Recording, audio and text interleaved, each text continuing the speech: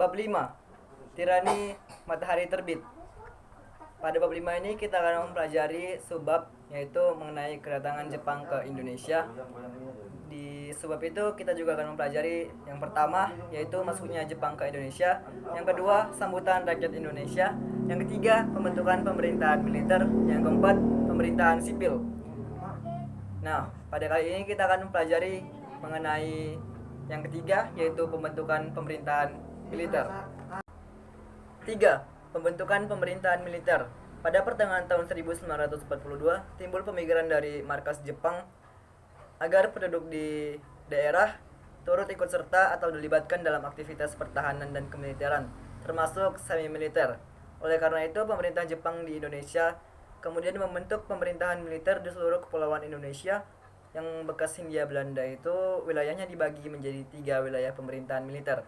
Yang pertama, pemerintahan militer Angkatan Darat, yaitu Tentara ke-25 atau Tomisudan untuk Sumatera yang berpusat di Bukit Tinggi. Yang kedua, pemerintahan militer Angkatan Darat, yaitu Tentara ke-16 atau Asamusudan untuk Jawa dan Madura yang berpusat di Jakarta. Yang ketiga, pemerintahan militer Angkatan Laut, yaitu Armada Selatan kedua untuk daerah Kalimantan, Sulawesi, dan Maluku yang berpusat di Makassar. Pembagian administrasi wilayah pendudukan semacam itu tentu juga terkait dengan perbedaan kepentingan Jepang terhadap tiap-tiap daerah di Indonesia, baik dari segi militer maupun politik ekonomi. Hal ini berdasarkan Osamu Seirei atau undang-undang yang dikeluarkan oleh Panglima Tentara ke-16.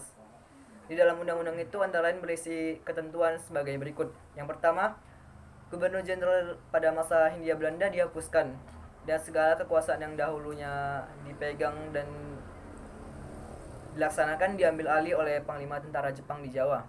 Yang kedua, para pejabat pemerintah sipil beserta pegawainya di masa Hindia Belanda tetap diakui kedudukannya, asalkan memiliki kesetiaan terhadap tentara pendudukan Jepang. Yang ketiga, badan-badan pemerintah dan undang-undang di masa Belanda tetap diakui secara sah untuk sementara waktu, asalkan tidak bertentangan dengan aturan pemerintahan militer Jepang. Adapun susunan pemerintahan militer Jepang tersebut adalah sebagai berikut.